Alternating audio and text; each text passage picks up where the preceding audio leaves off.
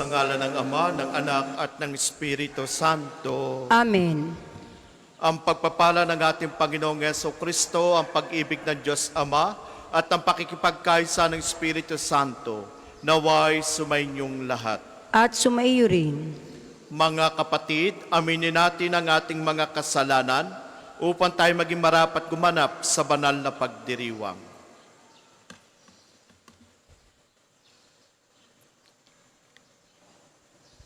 Inaamin ko Sa makapangyarihang Diyos at sa inyong mga kapatid, na lubha akong nagkasala sa isip, sa salita at sa gawa, at sa aking pagkukulang. Kaya isinasamo ko sa mahal na Birheng Maria, sa lahat ng mga anghel at mga banal, at sa inyong mga kapatid, na ako'y panalangin sa Panginoong ating Diyos. Kaawaan tayo ng makapangyarihan Diyos, patawarin tayo sa ating mga kasalanan, at patnubayan tayo sa buhay na walang hanggan. Amen. Panginoon, kaawaan mo kami.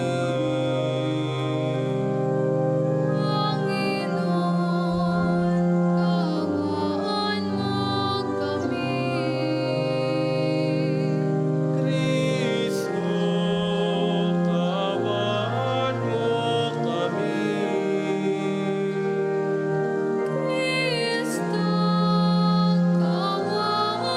mo kami.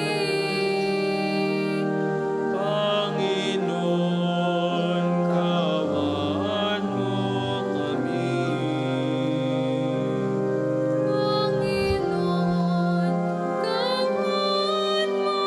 kami.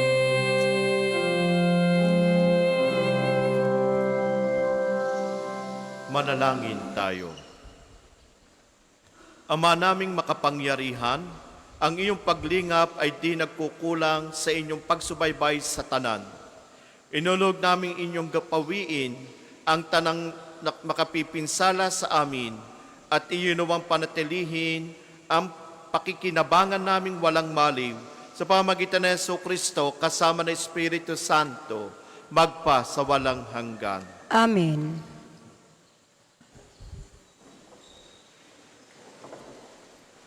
Pagbasa mula sa ikalawang sulat ni Apostol San Pedro. Mga pinakamamahal, samantalang hinihintay nyo ang araw ng Diyos, magsikap kayong mabuti upang madali ang pagdating ng araw na iyon, araw ng pagkatupok ng kalangitan at pagkatunaw sa matinding init ng mga bagay na naroon. Ngunit ayon sa pangako ng Diyos, naghihintay tayo ng mga bagong langit at ng bagong lupa na pinaghaharian ng katarungan. Kaya nga, mga minamahal, samantalang kayo'y naghihintay, sikapin ninyong mamuhay ng payapa, walang dungis at kapintasan. Alalahanin niyo kaya nagtitimpi ang Panginoon ay upang bigyan kayo ng pagkakataong maligtas. Ngayong ito'y alam na ninyo, mga kapatid, dapat kayong mag-ingat upang huwag kayong mailigaw ng mga taong walang matuwid at patakaran.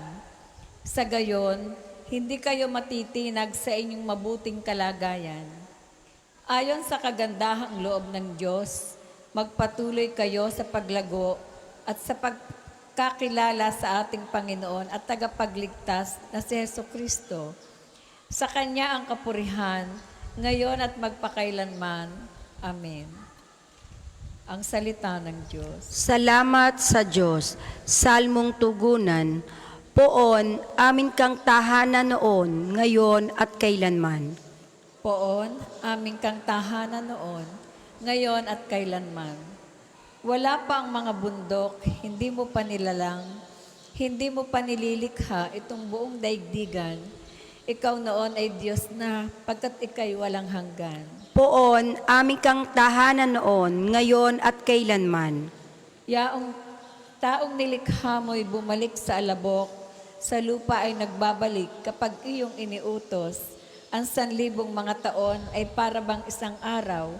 Sa mata mo, Panginoon, isang kisap mata lamang, isang saglit sa magdamag, na ito ay dumaraan.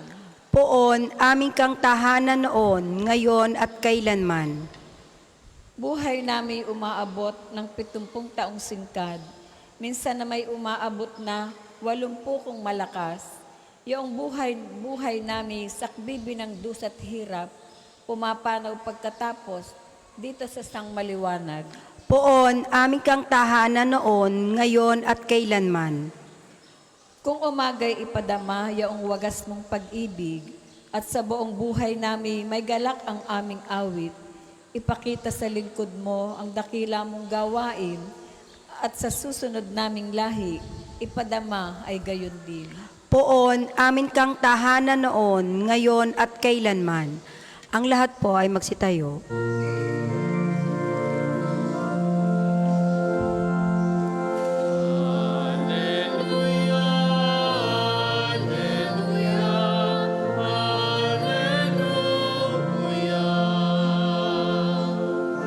Diyos naman, Jesucristo, kami ay liwanagan mo, at tutugon kami sa'yo. Alleluia, Alleluia,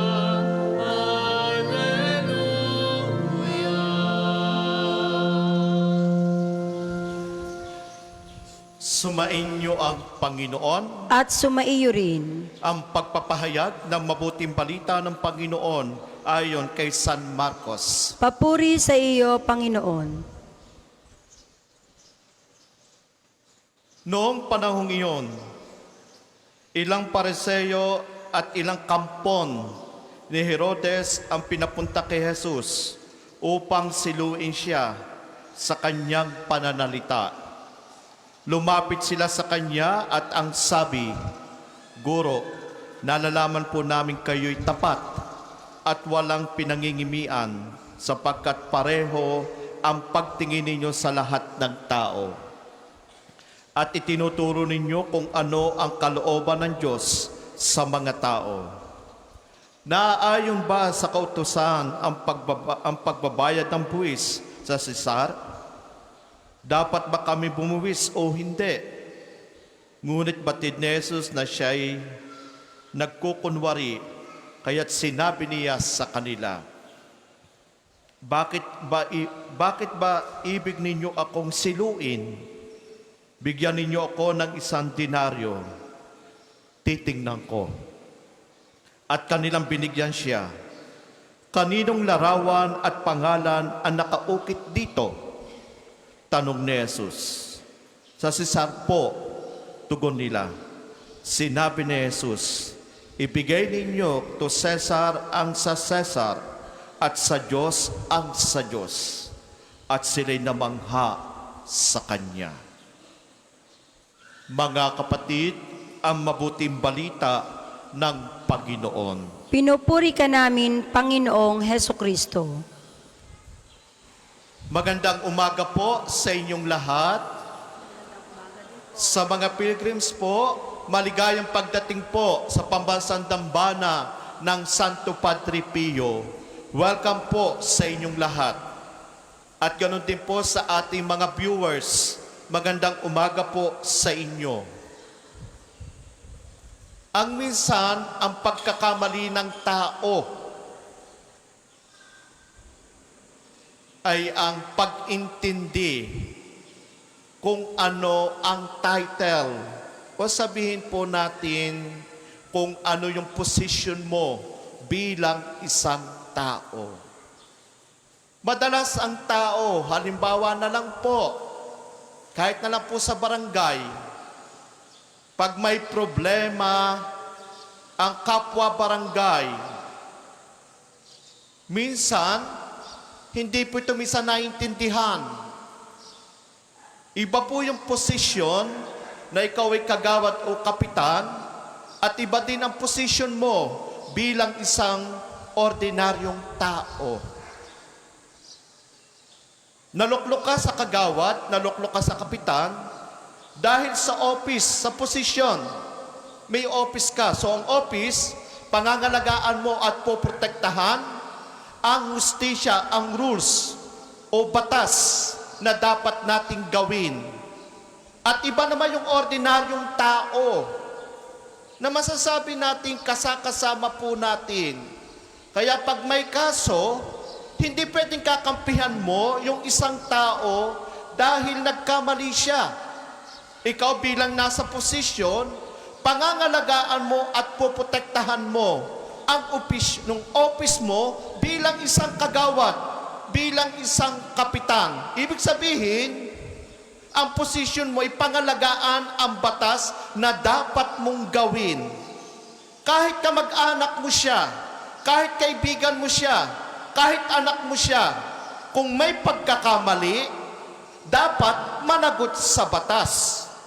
Dapat managot sa mga bagay na kung saan siya'y nagkamali. At yun yung batas. Yun ang dapat sundin. Hindi mo pwedeng sasabihin dahil may batas, kakampihan mo yung tao kahit may mali. So iba po yun. So in short, be professionalism. Hindi ka nagpapangsyon dahil tao ka. Nagpapangsyon ka bilang isang kagawad o kapitan. Lahat po tayo may function bilang isang tao. Pero pag ikay nasa posisyon, yun ay papangsyon mo. Kahit ano pa yun, ibig sabihin, ang batas talaga nakapiring, walang kinikilingan. So kailangan yung pagiging sagrado ng posisyon, yun ang dapat tinutupad.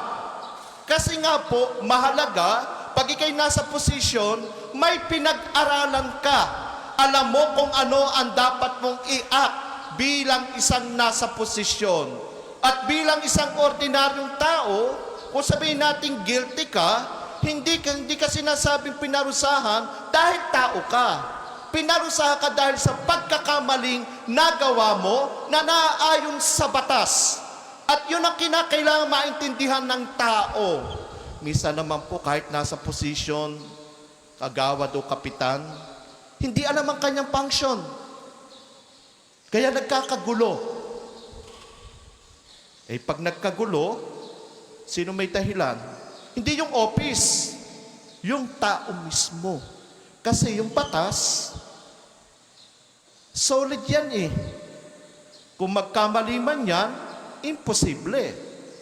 So, ibig sabihin, kasagrado yon. Sabi natin, very, very sacred po yon. At walang sabi natin, walang makakapag-bend noon. Uyay batas, batas yan ng Diyos. Sabagay, iba yung civil law sa divine law at natural law. Pero kung titingnan po natin, bakit nagkakagulo ang lipunan? Dahil mismo ang opisyal hindi sumusunod sa batas ng opisina na mayroon siya. That is why doon nagkakaroon ng abuso. Pag may abuso, ibig sabihin, you are not a functioning na bilang isang opisyal. Nagpapangsyon ka dahil sa sinasabi ng tao. Kaya nga po, magkaiba po yun. Sana po bilang isang Kristiyano, ganun din po sa ating mga batas ng simbahan. At ang batas ng simbahan, absolute. Hindi pwedeng mabago. Dahil matagal na pag-aaral, matagal na discernment, bago po sabihin po nating ma-approve yan. Lalo na ang pinanggalan nito ay divine law. At yung divine law, sa example nito, yung 10 Commandments. Bakit? Gawa yan ng Diyos That is why divine law. Ay yung naman natural law. Ang natural law, siyempre, kung ano binigay sa atin ni Lord, hindi mo pwedeng baguhin. Well, kung kinagkamali sa natural law, possible, may problem ka rin sa divine law against them. So bakit ko po ito sinasabi? Kasi itong gusto pahiwatig sa ating ibanghelyo. Na sinasabi ng ating, sabi nga, gusto mayroong mag-frame up sa Kanya. Gusto sinasabi nga natin sa ating ibanghelyo, gusto nila siluin ang ating Panginoon, Jesus. Pero alam ng Panginoon na siya'y gustong siluin. Katulad po sa inyo, pag feel nyo kayo mapiprame up, do something. Ang look at nangyari sa Senado, na frame up, na loko. Kaya kung titingnan po natin, maging maalistuto po tayo sa ating pag-iisip. Ang nananampalataya sa ating Panginoon, kailanman hindi kayang siluin. Sapagkat pinaalala sa atin ng Panginoon, ang katotohanan kailanman ay hindi magiging mali. Sabi nga po sa ating ebanghelyo, dapat ba magbayad ng buwis? Yes, dapat bilang isang tao na pinubwisan. Pero tinutukoy dito sa atin naman, tinanong niya ang ating Panginoong Yesus gusto nga siluin Anong sabi ng Panginoong Yesus? Bakit niyo ako gustong siluin? Anong hiningi niya? Dinaryo, pera. At anong sabi ng Panginoon? Sino ang nasa larawang ito? Sabi niya si Cesar. So bigay kay Cesar ang para kay Cesar, ang sa Diyos ay para sa Diyos. So nung ibig sabihin, that's why sinabi ko po kanina, napakasimple pong analogy po. Be professionalism po tayo sa buhay po natin. Lalo na kung tayo may mga pinag-aralan. Nagpakadalubhasa. Kung ikaw ay architect, kung ikaw ay engineer, kung ikaw ay teacher, function as a teacher. You are not functioning as a DSWD. Kung ikaw ay engineer, function as an engineer. So, ibig sabihin, may kanya-kanya tayong function na ibinigay sa ating office. Ang office mo bilang teacher. Katulad po natin, sa ordinaryong pamumuhay. Kung ikaw ay anak, yung office mo anak. At ano ang dapat gawin ng isang anak? Sumunod sa kanyang magulang. Lalo na pagdating sa decision making. At anong function ng magulang? Ang function ng magulang, bilang isang magulang, magpakamagulang. Ika nga doon natin makikita, be professionalism. Ito yung function ko At minsan, hindi nagagawa yung function. O halimbawa, magulang ka. Bakit mo pinabayaan yung anak? Bakit nagkaganon? Supposedly, sagrado ang pagiging magulang. Pero pinabayaan mo. So pag pinabayaan mo, ano mangyayari?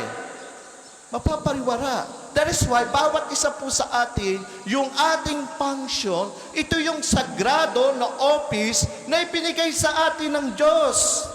At kailanman hindi yung mababago. Ang tao ang nagpapabago ng kanyang posisyon sa kanyang sa buhay.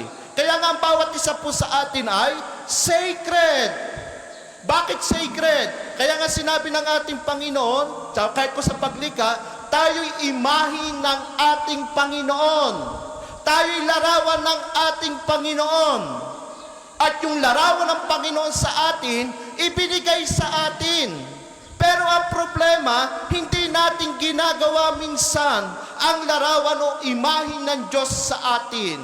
At ano ba yung imahe ng Diyos sa atin? Yung ating pagpapakatao. Yung ating pagiging isang anak ng Diyos na merong ginagawa. Kaya nga sinabi ng ating Panginoong Yesus sa mga gusto siluhin sa Kanya, ibigay kay Cesar ang para kay Cesar. Ibigay sa Diyos ang para sa Diyos. So, ibig sabihin, papipiliin tayo kung saan. Hindi sinasabing papipiliin, kundi obligasyon po natin na gampanin natin ang mga posisyon na ibinigay sa atin. So yung position, di na sinasabing professional ka. Kahit sa pamamaraan po, kahit pa halimbawa, utusan ka. Halimbawa, example na, inutusan kang bumili ng pagkain. Ang function mo, bumili ka ng pagkain. That's the office. Yun ang kalooban. That's office. Pero pag hindi mo nagawa ang iyong pinagagawa sa iyo, waka na. Ibig sabihin na natin, hindi na nagpapunction ka. So ibig sabihin, may problema ka na.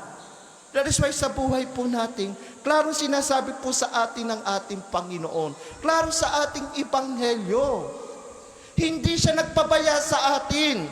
At ayaw niya na ang bawat isa sa atin ay mapariwara. Kaya nga sinasabi ng ating Panginoon, mamuhay ka sa katotohanan. Sa unang pagbasa na sinasabing, mag-ingat kayo. At bukod sa sinasabing pag-iingat, laging manalig sa Diyos, mabuhay sa kabutihan. So ang isang Kristiyano, ang kanyang office, ay maging maging mabuting tao, maging mabuting Katoliko, maging magandang impluwensya ng kanyang kapwa. At iyon ang office natin sa ating buhay. Kung pinapahalagahan po natin ang office po natin sa ating buhay, mas kalugod-lugod tayo sa harapan ng ating Panginoon. How much more sa ating kapwa? That is why sa buhay po natin, huwag gawin natin komplikado. Nagiging komplikado kasi you are cross the line. Yung salita at batas ng Panginoon, kinokontra mo. Ay, maraming ganyan sa atin. At yung sinasabi natin national anthem, pag sinabi ko po national anthem, itong pinag-uusapan ngayon. May mga opisyal talaga tayong gumagamit ng salita ng Diyos. Pero, kakaiba naman sa kanyang pamumuhay. So, ibig sabihin, dysfunctional ang office. Bakit naging dysfunctional ang office? Kasi ang nagpapatupad ay dysfunction. Pag ang nagpapatupad ay may problema, posible magkakaroon talaga ng problema ang kanyang opisina. Ganun po sa buhay po natin. Kung wala kang respeto sa sarili mo, kung wala kang paggalang sa sarili mo, paano magpapunction as a good who you are? Kaya mahalaga po ito sa atin, pagnilayan po natin. At yung pagninilay po natin ay hindi po nakatuon kung ano ang mayroong mundo. Kasi given na yan, nasa atin na eh. Kulang na nga lang, tuklawin tayo eh. Pero bakit minsan hindi tayo kumakagat? Because of our office. Kasi may binigay ang Diyos sa atin na dapat natin protektahan at pangalagaan. Kung walang ibinigay sa atin ng Diyos na ating office bilang isang tao, kakagating lahat natin kung ano meron sa mundo. Eh bakit tayo nawawalan sa mundo? Kasi nga, hindi nga makakatulong sa atin. That is why may batas. Ay kung walang batas, labo-labo po tayo. Kung di nasusunod ang batas, labo-labo talaga tayo. Eh pero dahil may batas, nakaalay sa buhay po natin, kaya nga nagkakaroon ng harmonious relationship. May sinasabi natin, unity and diversity. Kaya nga po sa buhay po natin bilang isang Katoliko, magaling po tayo. Marunong po tayo. Madiskarte tayo. Matalino tayo. Pero, pagdating sa mga bagay na meron tayo confronted sa iba't ibang klase ng bagay na nasa harap natin, bakit hindi tayo makapag-act ng sa tama? Bakit mas pinipili natin minsan o madalas ang mali? Kaya nga pag kami mali po lahat, sinungaling, gagawa't gagawa ng paraan yan. Pero pag yung totoo at function mo bilang isang tao, bilang imahe ng ating Panginoon, hindi kalat ang isip mo, hindi kalat ang iyong paa. Dahil nakatayo ka mismo sa sinasabi ng ating Panginoon. Ibigay yan sa Diyos ang para sa Diyos. At pag ano ang ginawa po natin, hindi ka maghihirap. Hindi maghihirap ang kalooban mo. At lalong higit itong isip mo, magkakaroon ka ng peace of mind. Kaya minsan hindi tayo nagkakaroon ng peace of mind kasi nga, kinokontra natin, kahit sarili natin, kinokontra natin. Kahit yung office ay binigay sa atin ng Diyos, ayaw natin tuparin. Pero kung tinutupad natin yung office ay binigay sa atin ng Diyos, hindi magugulo ang isip natin, kundi magiging smooth yan ang ating buhay, ng ating paglago. Kaya sa buhay po ng pagsunod sa ating Panginoon, lahat po ay binigay na, hindi po nagkulang ang Diyos. Sana po sa mga pagkakataon pong ito, pagnilayan po natin. At yung pagninilay po natin ay hindi ayon sa kagustuhan natin, kundi sa kagustuhan ng Diyos. So pagka kung kagustuhan ng Diyos, kahit mahirap, matutupad. Katulad ng isang bata na nangangarap gusto magdoktor. Ang hirap magdoktor ay bakit natupad? Ay nagpapunction siya na ibinigay sa kanya ng Diyos. At anong function niya para natupad yun? Nagtiyaga siya. Nagtiyaga. Ay kung walang tiyaga, makakatapos ba siya? So, function niya bilang isang estudyante, pinagtyagaan niya, yun ang office niya, yun ay sagrado para sa kanya. At yung pagkasagraduhan, yun ang sinasabi natin, mag-aakay para matupad ang pangarap. So, ibig sabihin, meron kang selfless love. So, sa selfless love natin, hindi tayo mawawala doon. Kaya sa buhay po natin, mga kapatid, bilang isang Katoliko, bilang isang mabuti at imahe ng ating Panginoon o kalarawan ng ating Panginoon, huwag nating kalimutan, huwag nating abusuhin ang posisyon na ibinigay sa atin ng Diyos. Dahil pag inapuso po talaga natin, hindi rin po magiging maganda ang epekto. So, ibig sabihin, ginawa ang batas, ang posisyon po natin bilang anak o bilang magulang, bilang professionals, lahat pong ito, kaloob ng Diyos, yan po ay sagrado po. Sagrado, sagrado. Walang ibang pwedeng makakuha niyan. Kaya pahalagahan po natin ang kasagraduhan na ibinigay sa atin ng Diyos. Para po sa mga maghahandog ng sobre, pakihulog na lamang po sa buslo.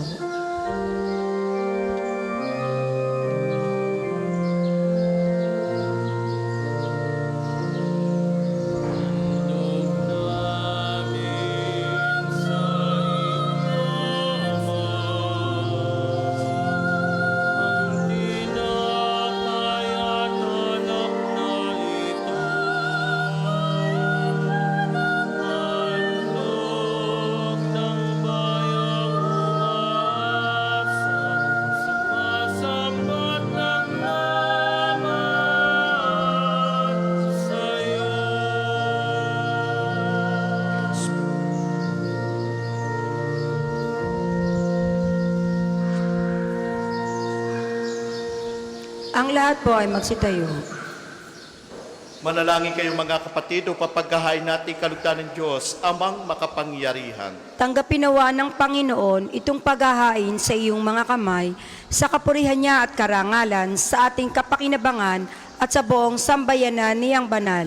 Manalangin tayo. Ama naming lumikha, sa iyong katapatan kami nagtitiwala. Ngayon ang mga alay ay aming inihanda at inihahain dito sa banal mong dambana. Sa kagandahan loob mong sa amin dumadalisay, kami naway makaganap ng may malinis na kalooban sa paglilingkod namin sa banal na pagdiriwang sa pamamagitan ng Jesucristo kasama ng Espiritu Santo, magpa sa walang hanggan. Amen. Sumainyo ang Panginoon. At sumaiyo rin. Itaas sa Diyos sa inyong puso at diwa. Itinas na namin sa Panginoon. Pasalamatan natin ang Panginoong ating Diyos. Marapat na siya ay pasalamatan. Ama naming makapangyarihan, tunay ang marapat na ikaw ay aming pasalamatan. Ikinalulugod mong likhain ang sanlibutan na iyong pinagbabago at itinarangal sa pamamagitan ng iyong anak na kinalulugdan. Kaya't utang na loob ng iyong mga itinatangi at ng mga banal na kapiling mo lagi ang iyong paggiliw at pagkakandili.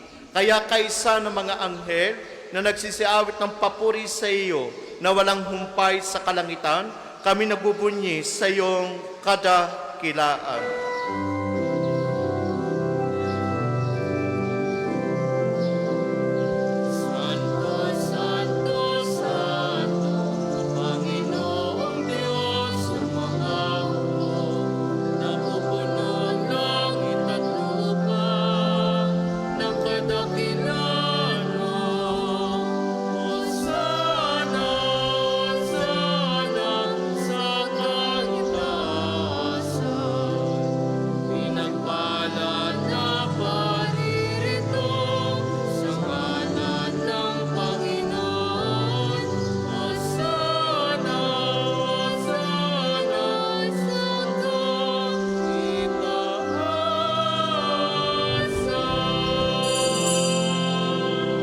Kung hindi po kayang lumuhod, ay manatili pong nakatayo ng may paggalang. Ama naming banal, ikaw ang bukahan ng tanang kabanalan, kahit sa pamagitan ng iyong Espiritu. Gawin mong banal ang kaloob na ito upang para sa amin, maging katawan at dugo ng aming Panginoong Jesucristo.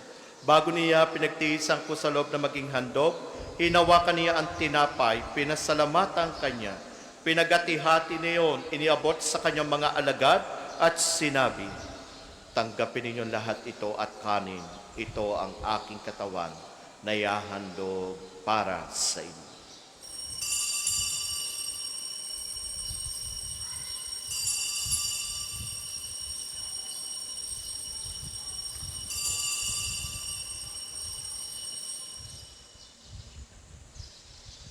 Gayon din naman, noong matapos ang hapunan, hinawakan niya ang kalis, muli kanyang pinasalamatan. Iniabot niya ang kalis sa kanyang mga alagad at sinabi, tanggapin ninyong lahat ito at inumin. Ito ang kalis ng aking dugo, ng bago at walang hanggang tipan.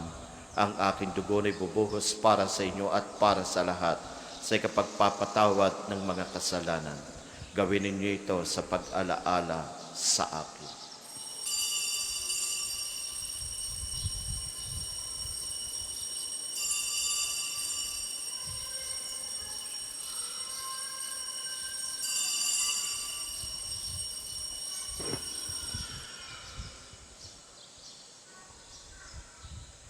Ipagmunyi natin ang misteryo ng pananampalataya. Si Kristo'y namatay, si Kristo'y nabuhay, si Kristo'y babalik sa wakas ng panahon. Ama, ginagawa namin ngayong pag-alaala sa pagkamatay at muling pagkabuhay ng iyong anak. Kaya tinaalay namin sa iyo ang tinapay na nagbibigay buhay at ang kalis na nagkakaloob ng kaligtasan. Kami nagpapasalamat dahil kami yung minarapat na tumayo sa harap mo para magdingkod sa iyo. Isinasamo namin kami magsalo-salo sa katawan at dugo ni Kristo ay mabuklod sa pagkakaisa sa pamamagitan ng Espiritu Santo. Ama, lingapin mo yung sibang naganap sa buong daigdig. Puspusin mo kami sa pag-ibig. Kay San Leon ang aming Papa at ni Gilbert na aming Obispo at ng Tanang Kaparian. Alalahanin mo si Linda na tinawag mo mula sa daigdig na ito nung siya'y binyagan, siya'y nakaisa ni Kristo sa pagkamatay. Ngayon siya'y pumanaw, naway makaisa siya ni Kristo sa pagkabuhay. Alalahanin mo rin ang mga kapatid naming nahimlay na may pag-asang sila'y muling mabubuhay. Gayon din ang lahat ng mga pumanaw. Kaawaan mo sila at patuloyin sa iyong kaliwanagan. Kaawaan mo at pagindapating kaming lahat na makasalo sa iyong buhay na walang wakas. Kaysa ng mahal Bereng Maria na ina ng Diyos, ni San Jose na kanyang kalisinisang esposo, kaysa ng mga apostol at ng lahat ng mga banal na namuhay dito sa daigdig ng kalugod-lugod sa iyo, may pagdiwang nawa namin ang pagpupuri sa ikararangan mo sa pamamagitan ng anak naming Panginoong Heso Kristo. Sa pamamagitan ni Kristo, kasama niya at sa Kanya, ang lahat ng parangal at papuri ay sa iyo, Diyos amang makapangyarihan, kasama ng Espiritu Santo, magpa sa walang hanggan.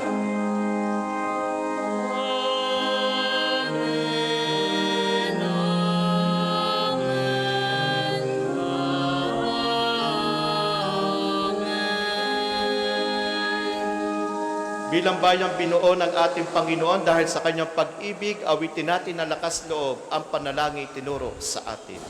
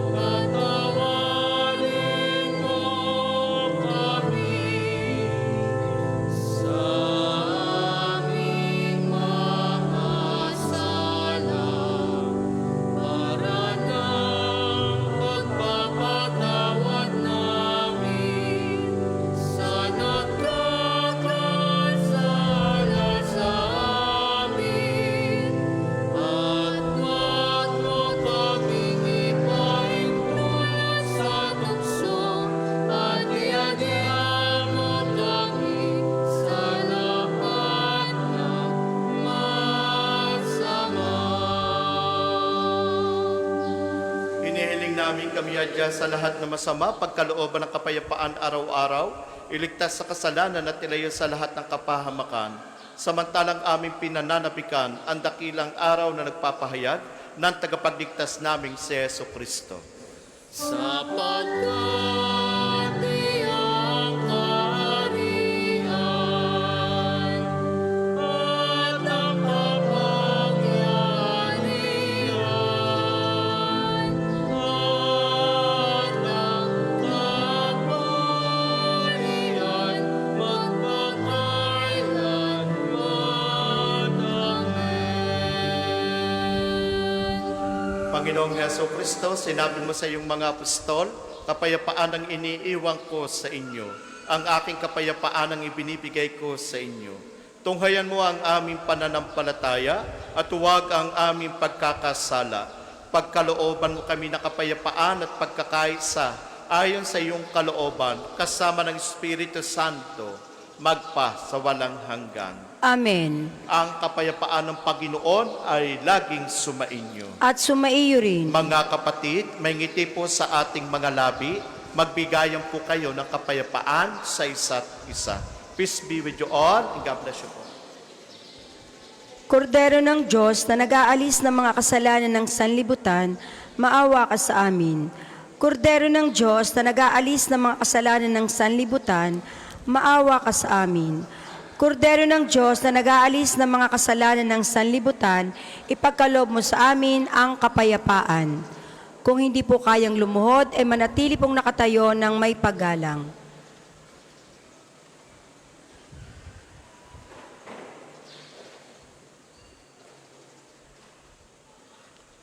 Mga kapatid, ito ang ating Panginoong Heso Kristo, ang katawan at dugo. Ito ang kordero ng Diyos, ito nag-aalis ng mga kasalanan ng sanlibutan, mapalad ang inanyayahan sa kanyang piging. Panginoon, hindi ako karapat-dapat na magpatuloy sa iyo, ngunit sa isang salita mo lamang ay gagaling na ako.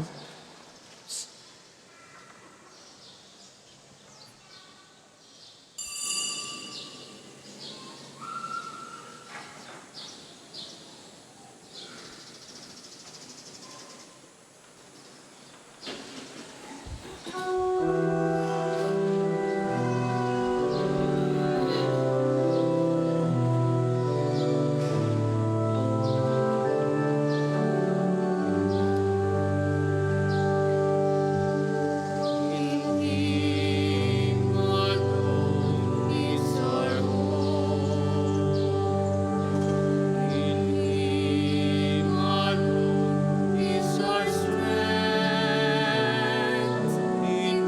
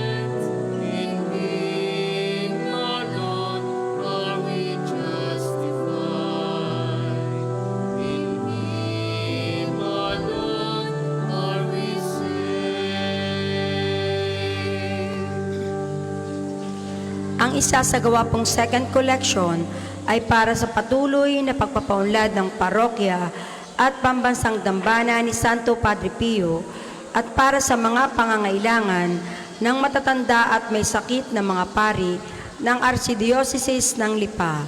Maraming salamat po sa inyong mga handog.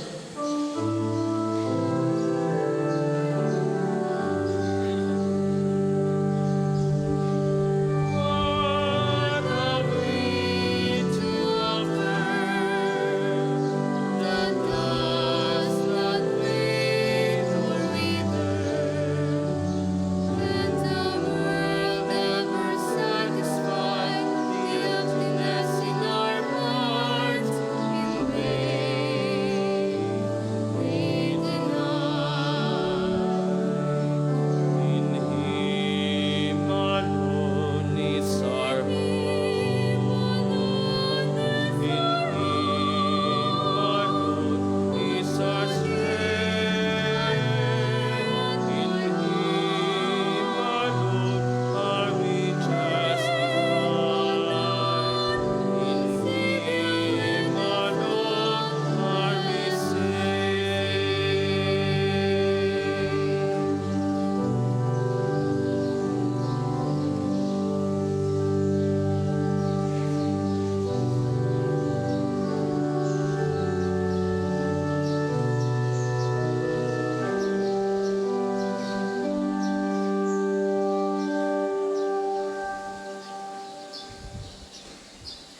Ang lahat po ay magsitayo.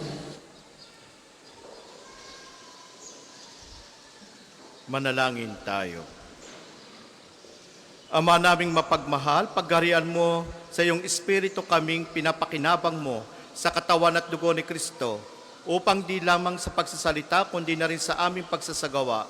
Ikaw ay aming may padangal at maging marapat kaming makapasok sa kaharian mo sa kalangitan, pamagitan ni Yesu Kristo kasama ng Espiritu Santo, magpa sa walang hanggan. Amen. Panalangin na pagtitiwala kay Santo Padre Pio, tayo pong lahat. Padre Pio, taga Pietrelcina, Mongheng Banal, pintakasing santo ng milenyong kasulukuyan, gabay namin sa pagtahak sa landasing makalangit, takbuhan sa pangangailangan, huwara ng pagtitiis. Sa iyo namin inilalapit aming mga kagipitan, sa iyo po'y binibilin kalusugan at kabuhayan. Banggitin ng tahimik ang mga personal na kahilingan.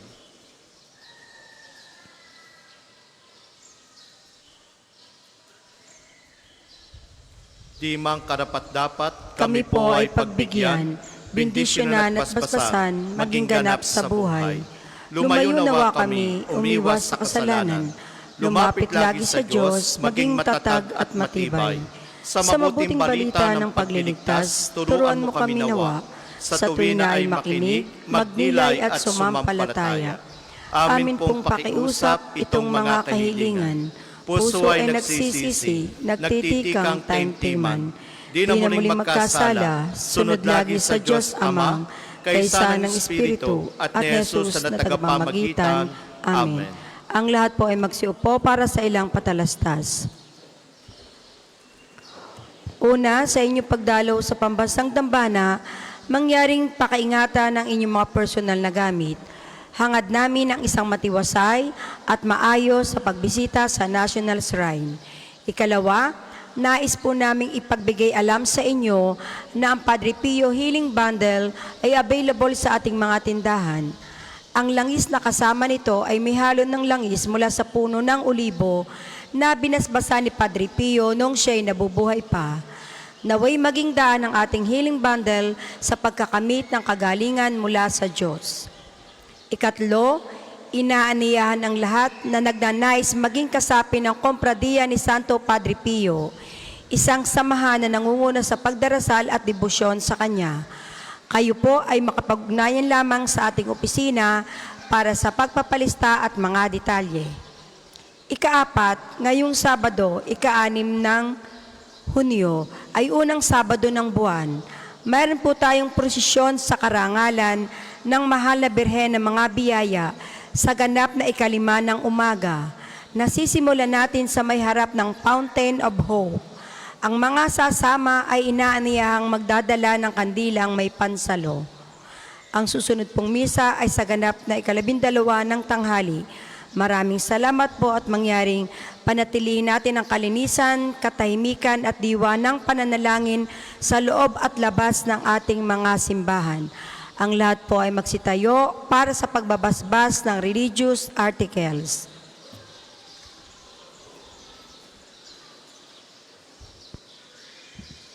Mga kapatid, manalangin tayo sa Diyos sa mga makapangyarihan upang tayo maging kawangis ni Kristo sa taimtim ng pagdalangin sa tulong ng mga larawan at dasalan. Manalangin tayo. O Diyos, Ikaw ang bukal na lahat ng pagpapala at biyaya. Ibos mo yung bendisyon sa mga gamit na ito sa pananalangin, mga rosaryo, imahin at dasalan na nagpapaalala yung kabutihan, kabanal at pagmamahal sa amin upang ang lahat na dumulog at magdasal gamit ang mga ito ay magtamo na yung awa at biyaya. Lobin mong tularan namin ang kabanal at aral ni Kristo at ng mga santo magpa sa walang hanggan. Amen. Tayo pong lahat, Ama namin, sumasalangit ka, sambahin ang ngalan mo, mapasa amin ang kaharian mo, sundin ang loob mo dito sa lupa para nang nasa langit. Bigyan mo kami ngayon ng aming kakanin sa araw-araw at patawarin mo kami sa aming mga sala para na ang pagpapatawad namin sa nagkakasala sa amin. At huwag mo kaming pahintulot sa tukso at iadya mo kami sa lahat ng masama. Amen.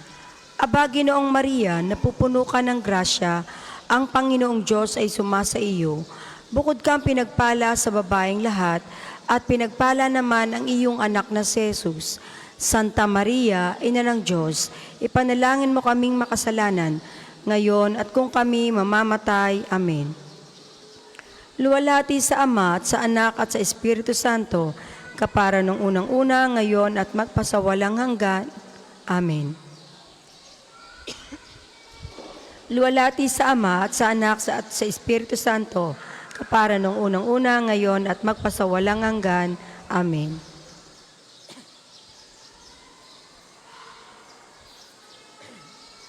Sumainyo ang Panginoon At sumaiyo rin. at pagpalain kay lahat na makapangyarihan Diyos kasama na inyong pamilya, ang Ama at ang Anak at Espiritu Santo. Amen. Tagdayin sa inyong pag-alis ang kapayapaan ni Kristo. Salamat sa Diyos.